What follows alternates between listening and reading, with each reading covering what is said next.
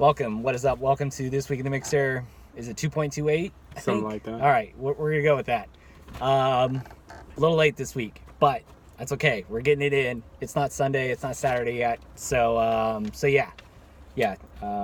Sorry for those people waiting to mash the view button or play button. So we're wrapping up final week of the regular season, heading into playoffs week 1. Yeah. Got a lot of talk about, so we're just gonna get right into it. Only a few games. We're only gonna cover a few games from last week's matchups, just because of the results and for the sake of time. So heading into this week, this guy right here next to me had the top seed locked up, first round bye, all of that. Just had to keep his perfect season intact. Tried to. More on that later. Mason and Anthony were battling it out for first round bye in their division, and everybody else was kind of scrapping for points to get in, to take that 6th seed. So first and foremost, we're gonna go over Anthony's game. Well, actually, let's go over who ends up with a 6th seed. So it was a 4-way battle: Sean, Jess, me, Matt, and long story short, Sean scored 132, did enough to get in. I'm not sure of the point spread. I think Matt was the second closest.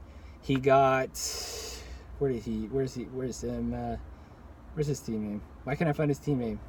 Damn these team names. Hello Sally's Danny, the teaming of the shoe. He got 148. So he outscored Sean by 16 points. Didn't do enough though. So rest in peace, Matt's season. Another year not making the playoffs. Similarly for Jess, she only scored 111. No chance there. And I scored a disappointing 118, but I needed to score like 200 to get in. So I mean, I think with Sean scoring 130, I think the closest person to him had to score like 190 to get in. Mm-hmm. No one obviously did that. Yeah, Sean did enough. I mean, we'll just call out Robert Woods finally did. I mean, I heard a stat. He has like 800 some odd yards receiving through 11 weeks, which is a lot. I mean, any receiver that gets like 900, 1,000 yards, they're usually like a wide receiver 2 on the year. No touchdowns. No touchdowns all season for Robert Woods. He's on pace to break a record. I think it was some like random Kansas City Chief player got 900 yards back in the early 2000s, maybe late 90s, without a touchdown. So I mean, just something to look out for. Robert Woods kind of having a sneaky relevant year, but just not getting wet, not scoring. Well, like, Jeff wouldn't know about that since he's he finally got it in. But yeah, I feel for you, Robert Woods. Woods has had a weird year. He's got like 300 plus yards in 2 games, and the rest of his yards are kind of spread out throughout the year. So kind of weird. Yeah, well, I mean, the Rams' offense is just freaking weird in general. True. I mean, I invested heavily in him, so yeah, imagine how my season went. Anyway, moving on. Congrats to Sean. Good job. You got in. You got the 6th seed. Yeah. Fuck you. Just kidding. I mean, you're a nice guy, but I mean, maybe we'll get into you a little bit more later. All right. So then we had Anthony had to get a win. If he gets a win, he gets the 1 seed. Did he get the win? Spoiler alert. No. So Danny smoked him. Basically, he got 35 at a Devontae Parker. Okay, I've had this thought for a while now. D'Anthony always plays the "woe is me" card. Oh, I have bad luck. Oh, it's the I'm cursed. It's the bright curse. Oh, it's like Eeyore over there. Bull fucking shit. You're getting production out of Devontae Parker on a week-to-week basis. You do not have bad luck. Everybody else has tried the Devontae Parker thing. It's never worked out. So I don't want to hear it anymore. All right, he got 27 out of Tom Brady, who's being held up by strings at this point, and 23 out of Julian Edelman. He was top scorer in the week, 158. Good job, Danny. Maybe that he'll carry that momentum into the made bracket. I mean, he's an expert at the made bracket. So Anthony, you got 25 out of Dak, 24 out of Devontae Adams, and 21 out of Miles Sanders. What do you see from this matchup? I mean, this has honestly been kind of typical of Anthony's team. This is a solid week, but he kind of goes how Aaron Jones goes this year. Mm-hmm. Aaron Jones was on a tear earlier in the year. 25, 14, 17, 49, 7, 18, 41, right? Mm-hmm. Then he hit that week 11 bye, and Anthony hasn't won since then, and Aaron Jones hasn't really been good since then. Expert analysis right there. I mean, Anthony's got a solid team, but without Aaron Jones racking up those touchdowns, who's been his real, difference maker, he's been good, but not great,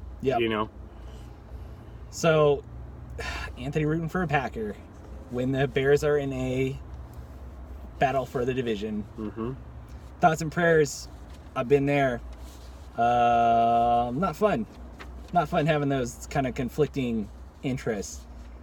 But, yeah, I mean, Anthony loses by 30. So, he needs Mason to lose. So, brings us right into our next matchup, Mason versus me. I got 29 out of Jared Goff. I wish he did that all year. I got 24 out of Lamar Jackson, who had another solid game. Austin Eckler, who looks like a freak. Look, I mean, he looks amazing. I'm glad I have him on my team. Yeah. I'm sad it didn't work out. He didn't carry that production from early in the year, but I mean, I'm still happy with that trade. He got 16 points. I managed a respectable 118. I mean, some might say it's going out with a whimper. Some might say, this team is as dead as my dog. Some people might say that they expected better from me since I've never missed the playoffs. But you can't say that anymore. Yeah. You missed the playoffs. But, I mean, ending the season, the regular season at least, with back-to-back wins against Anthony and Mason, pretty nice. Did it happen? Fuck no. So we'll go to Mason's score. He got 22 out of Allen Robinson, 19 out of Matt Ryan, 16 out of Amari Cooper, who I think put up a bagel last night, or didn't do well at least. And Amari had 20 plus he had points 20 last points. night. Yeah. I thought somebody said that's what they get for starting Amari. Was it in garbage time? Was he hurting through the third quarter? Well, timeout. Is it garbage time if you get a third down stop at the end of the game and it's a one possession game? Come on. Yes, that was garbage time. It's not. There were more than 2 minutes left. If they get the stop, they get the ball back in a one possession game. That's not garbage time. Anywho, I'm gonna take any shot I can at Amari. But yeah, I mean, so I had an 8-point lead. I think it was 118 to 110 going into Monday Night Football. Mason had Jacob Hollister, right? Yeah. How does it feel to be the guy who drafted Will Dissly when we've had other no-name tight ends be relevant that you could have? It was Will Dissly, right, last year? What the fuck was this guy's Luke name? Wilson. Wilson. Yeah. I'm just going to bring that up whenever I can. I mean, that's fine. Here's the thing about that, Rob, is last year I drafted Luke Wilson. Uh-huh. I drafted 6 running backs in the first 8 rounds. Uh-huh. Still didn't miss the playoffs like you this year. That was good. I got nothing there. I mean, that's going to be everybody's trump card for the rest of the year on me. But, I mean, good thing I have a, psychopath MAGA rabbit to... Yeah, exactly, to vent your frustrations. Yeah, I can pawn off my darkest opinion as his. Anyway, so Mason needed 9 out of 8 or 9 out of he needed Hollister. 9 to beat you. Yeah. And so it was tied going into midway through the third quarter, into the fourth quarter. It was tied for the longest time. Yeah. I look up, I just happened to look up. I'm busy doing shit at home now with the baby and everything. And I look up, and who's catching a meaningless 12-yard pass was Jacob Hollister. And I was like, fuck, I just lost. So lame. It was just the kind of most mediocre way to lose. I mean, I guess it's a perfect illustration how my season went. So I lose to Mason twice. I only beat Anthony once this year. That's rough. Yep. I'm ready to get this season over with. And regular season's done. So Mason wins 120-118, sneaks out a close one. And I mean, another bullshit play in that game was that little pop pass by DeAndre Hopkins, but whatever. It's all right. Mason not only sneaks out the close victory against you, he sneaks out the backdoor division win. Yeah, backdoor division win, gets the first round bye by 2 points. So little Mace, things are going well for him despite what he drives around. Okay, so that leads us into the chase for perfection. Yeah. Knocking on the door of the 72 Dolphins? Trying. Yep. Okay, so you took on Matt. So you got 25 out of Josh Allen, 18 out of Keenan Allen, and only 16 points out of Christian McCaffrey. Yeah. Derrick Henry continues his late season run. He got 23. James Washington somehow scored 22 points, and Zach Pascal scored 18. Matt takes it down. Yeah. 148-100. How bad are you tilting heading into the playoffs? I'm not. I get a bye week. To be completely honest, it sucked losing the perfect season. But I mean, it happens. I kind of expected this kind of week to happen like a month ago when everyone was kind of on buys and stuff, and I got lucky to avoid that.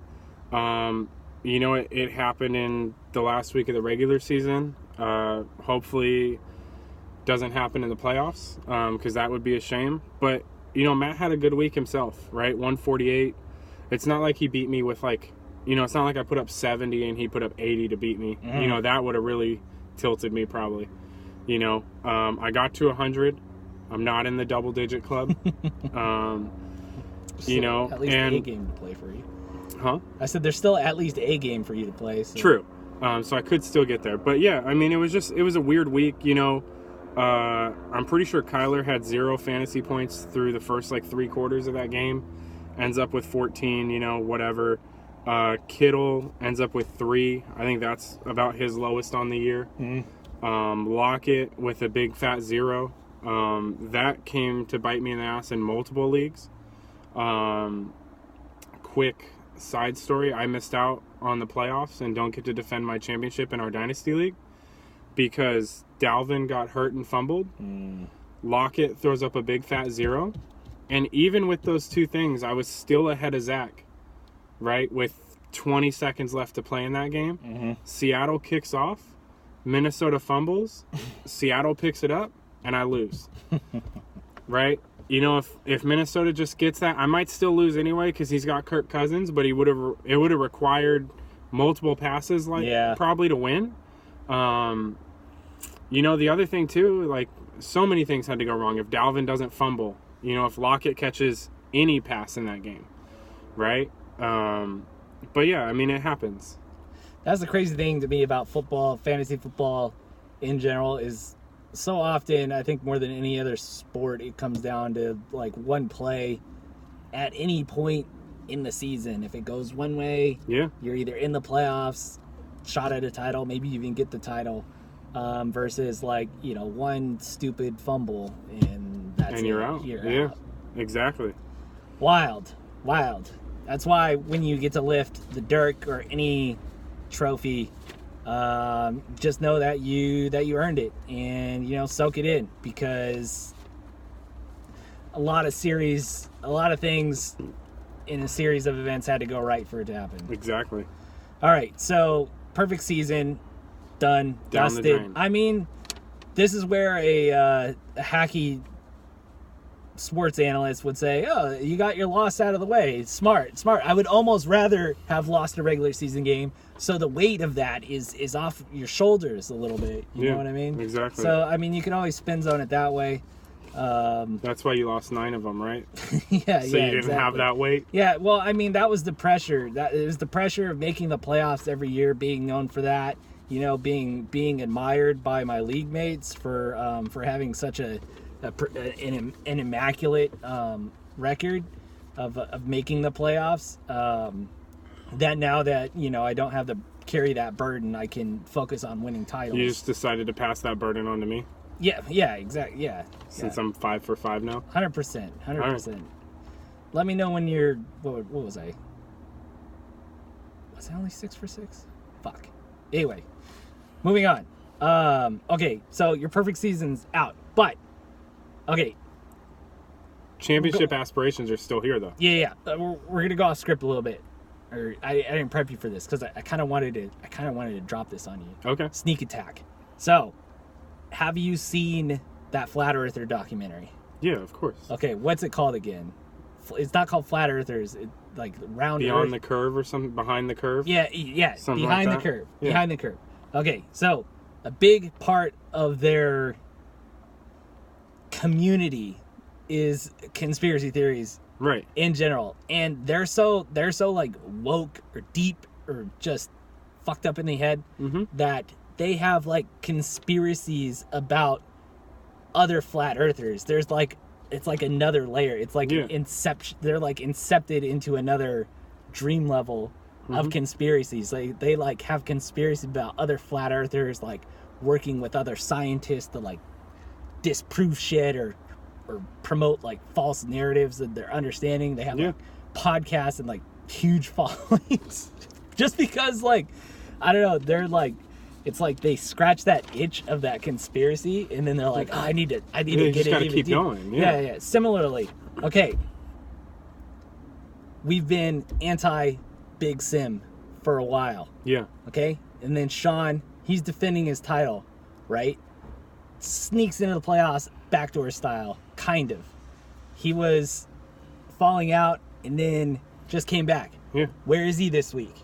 He's in Australia, which lots of people don't even believe it exists. It Have you ever okay, yes. So Sean, Big Sim guy, in a place that may or may not exist. I haven't been there. Have any of you been there? No. So, we're connecting dots here. He's supposed to defend his title. He was the one who almost went undefeated one year.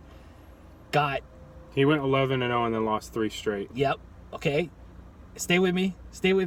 And then you draft this perfect team, pretty much.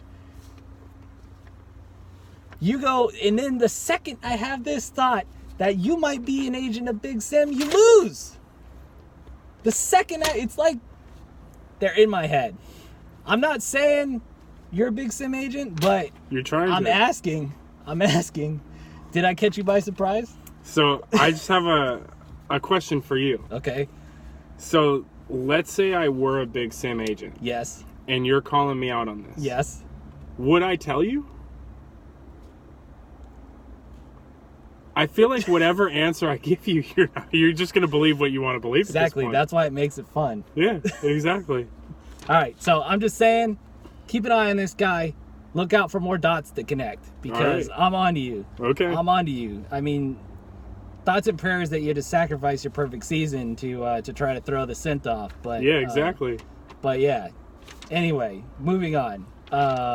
Okay, so I want to talk a little off-season stuff before we get into the playoffs. I'm really excited, especially since I have like zero rooting interest besides not being the maid. I'm excited. It seems like there's going to be a lot of quarterbacks moving around. Cam Newton might be moving around. Jameis might be moving around. Marcus Mariota might be moving around. Teddy Bridgewater might be moving around. Ryan Tannehill might be moving around. See, the names are getting a little worse. But, I mean, you get what I'm saying? Like, what's going to happen with Big Ben? What's going to happen with Eli? Mm-hmm. Is Andrew Luck going to do anything? Is Colin Kaepernick going to get a job? How many of these guys are going to be in the XFL? How long is this run-on sentence going to go on for? Ever. And then we got, like, Burrow coming out, Tua coming out. There's just a lot of names out there, and I don't know. Does anybody I'm leaving off that you're thinking about, or you got any predictions on anything? I mean, Tannehill will stay in Tennessee. Mariota's gone. Yeah. I think Cam's back with the Panthers. Kyle Allen's been so shaky since they announced Cam was out for the year. Yeah. I don't think, maybe they do have a new head coach, right? Or they definitely will in the offseason. Maybe they get rid of Cam, but I just don't see that happening now. Mm-hmm. Jameis will stay with the Bucks. I think while he's been turnover prone. He's going to have 2 receivers go over 1,400 yards this year, right? That offense isn't necessarily the problem there. I think he'll be back. Mariota will go be a backup somewhere. I wouldn't be surprised if Eli retires. Big Ben will be back with Pittsburgh if he doesn't retire. What do you think Rivers does? I think Rivers needs to retire. I think so too. At this point with Rivers, he just looks so shaky, right? Like he's even having a hard time making passes that he's made in his sleep in the past, right? Like throwing those quick slants to Keenan, even short dump offs to Eckler and Melvin. He doesn't even look confident on those sometimes. Yeah, he definitely gets shaky when he's not confident about his O-line and things aren't going right. He tries to make shit happen, throws a lot of picks. When it's been that way when things are going right, he doesn't throw any picks. And then when things aren't going good and the team's losing, I mean, he's trying to press and he is inviting more interceptions. Also, I think I'm not a fan of Joe Burrow NFL wise. He's had a great year in college. Yeah. But one thing that I think, if you listen to coaches talk, Burrow's improved his accuracy by 20% this year. I think he went from 40-something% to 60-something%. I think he's at 80. He's at I mean, it might be higher ridiculous. than that, but it seems to be mostly a scheme thing. Like he's throwing a lot shorter, stuff like that. I don't know if I believe in his accuracy long term. Never been a fan of guys who are in college for 3 or 4 years and their last year is their only good year. Tua, I think, is a backup. If you guys remember when Vic was a quarterback, lefties, there aren't many of them. Yeah. And I remember when Vic was playing quarterback and Roddy White talked about catching his pass. And he said it's weird because it comes differently from a lefty than from a righty. Yeah, the spiral would be going a different way. And I think it makes it tough for quarterbacks. Also, Tua, he's got a couple injuries this year. He's had some amazing skill players around him. He reminds me a little bit of a Matt Leinart, propped up almost by the guys around him. Not that he's bad. I don't think Tua is bad at all. I just don't see a top end talent type with Tua. I might be wrong on that. And if I hope I am. I hope everybody that comes out is amazing, but I just don't see it from Tua. He's kind of struggled last year a little bit. Got propped up by the rest of the team. Was struggling a little bit this year. I mean, granted, Alabama's still beating teams by 30 or 40, but he was sometimes. Yeah, but he's not putting up the same numbers that he was the first year that he was around. Yeah. And then Alabama's obviously had their struggles this year, losing to LSU, getting blown out by Auburn. It's just they probably should drop out of the top 25 now. I don't even know if they'd contend in the Mountain West this year, to be honest. Yeah, definitely. Tua not, Tua being a backup. I think some Bama fans are, they haven't been shook that hard since they lost to Auburn this weekend. But yeah, I've always I didn't know about Tua either. I don't watch enough college football to have a strong opinion or a strong take on it, but I just know in the times that I've watched, he hasn't really stood out to me as someone capable of doing special things, Yeah, I think that's part of it. He's very good in their system, right? I'm watching, just the difference watching a guy that I think is very good and has very high potential in Trevor Lawrence, who hasn't had a great year this year, but watching him play against Alabama last year in the championship. And granted, one had a great game, one had a not so great game, right? Mm-hmm. But there were just some plays that Lawrence made that I think if you switch and put Tua there, I just don't think Tua makes those plays. Yeah. Some breakdowns, even some of the throws, I just don't. know if those roles are switched if, Tua can make those plays. Yeah. I'm excited to see what happens with everybody. Chargers might be looking for a quarterback. I think they'd be stupid not to. So, it's been a long time since we've got to I don't know, see a team hunting for a quarterback. I mean, Jeff, your team, the Browns, is in a perpetual search for a quarterback. So, we get a little taste of it. Us few remaining Charger fans this year, because Rivers has been there since 2003, something like that. Yeah, my whole adult life I've had a quarterback. Yeah. Okay, so we're gonna move on. To the matchups this week. So and the Made Bowl. Maybe we'll do some predictions. So we got myself and Mason have buys. We don't have to play anyone this week. Shouts, which is nice. Congrats. So we're gonna ignore you for now. So kidding. So we got Zach versus Jake. This is the 4-5 matchup. The winner of this gets to play me. Okay. So I'm not seeing any projections here. Zach got 23 out of Zeke last night. Mm-hmm. Jake's projected for 116. What do you see from this? Yeah, let me look at Jake's team real quick, because that seems like a low projection there. It does. It's only week 1 of the playoffs. It's because he's got Thielen in, and Thielen been ruled out already. Okay. That's why. So that might bump him up to like 120, high 120. Yeah, Zach's still going to be projected to win this. Depending on, Jake's not going to be able to put anyone in there that makes up the 27-point gap. Yeah. But Jake can get it closer depending on who he puts in. To be honest, I think Jake's got the upside with Michael Thomas, Odell, Carson, if Ingram plays, right? I just like the floor of Zach's team here, right? Like, his team's been fairly consistent. I believe he's been the higher scorer for most of the year. Even though Zach outscored Jake, not by a lot, but 60 points for the season. I think this will be close, but with a good start from Zeke last night, I actually think Zach pulls this out. Yeah, so do I. Zach's had a sneaky good team. He added Melvin Gordon. DJ Moore's been doing pretty good for him. I heard DJ Moore is like the wide receiver 5 in the past 4 weeks or something ridiculous. Yeah, he's been good.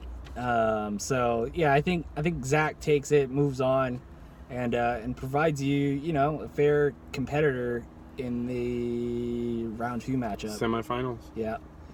So next up we have Sean, Rod. Big Sim versus... Yeah, Big Sim versus the people. Anthony. This is the winner. This takes on Mason. So Dak salvaged a bad night. He got 20 last night. What do you see from this matchup? So I just want to talk about the Cowboy matchup real quick. So that game last night, Dak leaves the field, the game's 7-10, and his kicker's on the field to try to tie it up. Kicker misses the field goal, right? So it's 7-10. Bears get the ball back. Bears go down and score a touchdown, 17-7 going into halftime. Bears come out, get the ball 24-7 before Dak gets back on the field, and Dak left the field when it was 7-10. Not as bad. Like, I know he's getting a lot of shit because he didn't have a great game, right? It looked bad. But, like, when you look at the sequence of how things happened, he leaves the field with it potentially being tied and comes back down 3 scores. Yeah. Without getting back on the field again, that's tough for any quarterback to go into, because at that point you're pretty much throwing the ball most of the time, and the defense can play for that, and that puts you in a really tough spot. I was watching most of the second half with no audio. Again, baby busy, doing shit, and I just kept seeing shots of pissed off Jason Witten on the sideline. Was there any insight on the broad? I'm sure Joe Buck covered it immaculately, but since I didn't have the privilege and honor of hearing his velvety smooth voice and just in-depth expert analysis and thoughts and all that, Was there anything from the broadcast, any insight into that, or was it just like I don't remember. old man screams at cloud or shakes fist at cloud? I don't remember anything about that. My favorite thing that happens every broadcast with Joe and Troy is Troy's attack anytime Joe talks? No, is Troy's attack on yards per attempt. Okay. Like Troy Aikman just does not understand the stat at all. He doesn't understand stats, period. And so They have it is awesome when he talks about it, but you know, it is what it is. Where I think Joe Buck said something about a podcast, and then Troy Aikman's like, "Who the hell listens to podcasts?" Yeah, pretty much. Troy's stuck in the 90s, right? I think that's when he had his last concussion. You know, and he probably had like 40 of them. You know, that's where he's stuck. He seems drunk all the time. You know, I bag on Joe Buck a lot, but if I had to work with Troy Aikman, I'd probably do the same job. Okay, so who's going to win this one? Sean's projected for 144. Anthony's projected for 131. So, I mean, looking at this, you know, I think Aaron Jones has a good game against the Redskins. Same for Devontae Adams.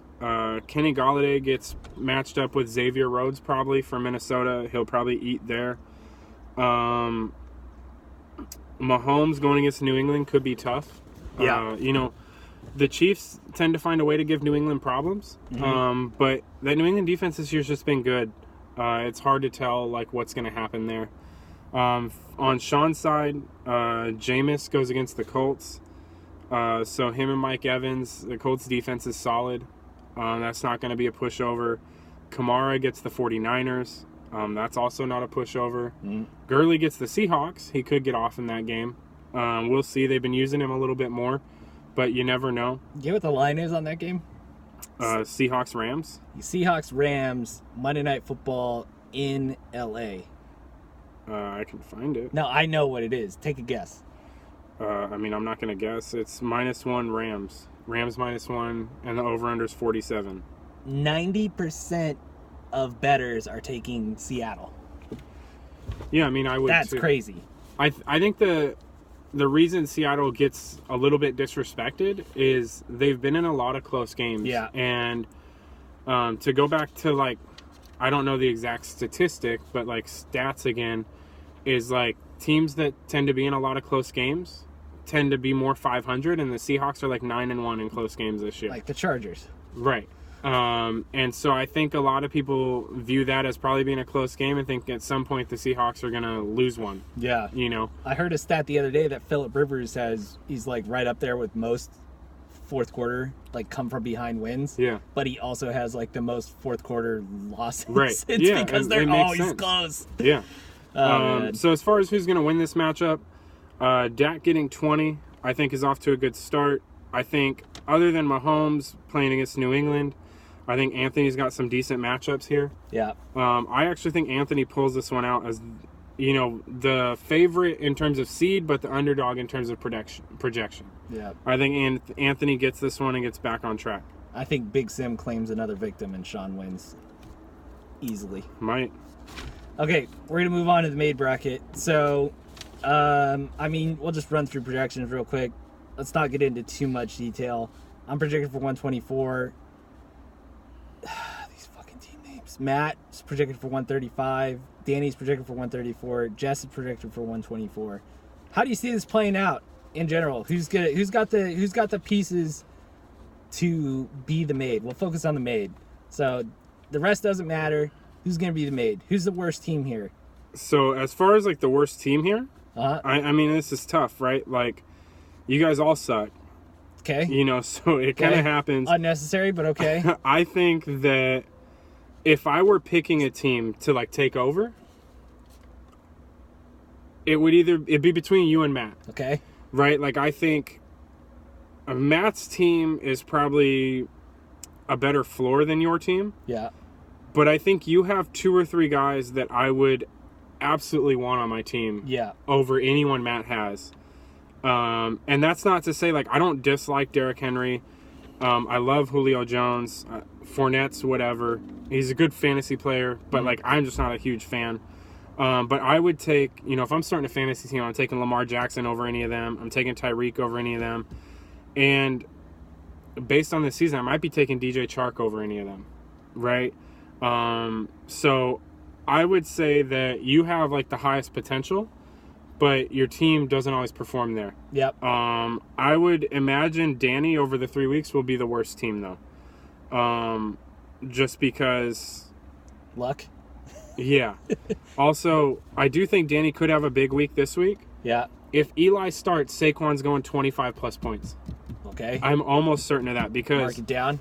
The difference between Eli and Daniel Jones for Saquon is that Saquon doesn't get any of those checkdowns anymore. Daniel Jones just runs it. Gotcha. Right? And so Saquon's missing out on probably 5 to 6 targets a game, which Eli will get him. And with his ability, he'll get, he'll turn that into 5 or 50, 60 yards minimum, and maybe even a touchdown. So I think Danny might actually have a big week this week if Eli Manning starts for the Giants. That's a good insight. It would be nice to see Danny do good in the first 2 weeks and then choke in the final week. Yeah, for the entertainment would purposes. actually be the opposite of what happened last year, right? Because Zach's are made right now. Yeah. And last year, I believe Zach had a pretty substantial lead on Danny going into the last week. I think Danny was down like 60 or 70. And in the last week, Danny put up, I think, 170, 180, and Zach dropped a real low score to take the made bracket. Every week matters in the made bowl. My pick is I'm probably going to be the mid. Why not? I mean, okay, so I thought about this week. So this is my year. So February, got married. Nice. April, had a baby. Okay. December, become the maid. That's a treble. We're gonna call it the Cucks treble. The Cucks treble. I'm going for it. I'm gonna submit my best lineups. But yeah, I mean, didn't Corey get that once? Didn't he get married, have a kid, and then become the maid? Was that all in 1 year? I know Danny has got the treble before, but I don't think he did it in a year. So I'm just saying, I got a chance at making history. Wow. Fucking make it happen. The Rob Slam. Yeah. There's not 4 of them though. We got to find a 4th for you. Rob hat trick. I think the Cucks treble. It has a catchy tone. There's not that many people are gonna have a chance to get it left unclaimed. I mean, Mason's like the only person that would have a chance, I think, at this point. Yeah, I guess. Also, a shout out to Anthony and the Ryan family for that Christmas card. I was a little disappointed Mason wasn't included on it. I need to check my mail. Yeah, but yeah, check your mail, guys. I'm sure you guys got one. Apartment complex life. I check that thing like once a week, and it's overflowing with freaking junk mail for other people. All right. What else? Oh, we gotta predict our winners. I mean, you're biased. Are you gonna pick you to win the whole thing? 100%. Okay, so, all right. So I like this narrative. It's okay. So Sean was the champ last year. So I'm about to put your brain in a pretzel. Okay. So I am picking a final: Jeff versus Sean, Big Sim versus Big Sim. Big symbol. Big symbol. And yeah, I mean, I don't want to see Sean go back to back. I would rather holding out the chance to be the first one to go back to back. So I'm gonna pick you to win, but I'm also predicting a big symbol. So I mean, all right. And honestly, I don't want either of you to win. I'd rather see Mason win. Wow. So yeah, I mean, Big Sim. I mean, if it's Big Sim versus Big Sim, that's another dot to connect. Okay. If not, then I mean, maybe it's because I blew the whistle on you guys and you're trying to lay undercover. All right, that makes sense. Yeah. Win-win. Exactly. Win-win. Either we'll have more evidence, or I mean, we'll start chipping away at the overlords here and fight back how we can. I appreciate you. Stay strong. Follow at PorchRabbit on Twitter, please, and like, subscribe, comment, retweet, do all that shit. You got anything else? That's all. All right. Good luck to those people playing in games that matter. Good luck to the Made Bowl participants. I'm one of you this year. No longer will I be able to take shots at you guys. So yeah, let's get it. And remember, good luck. Epstein didn't kill himself.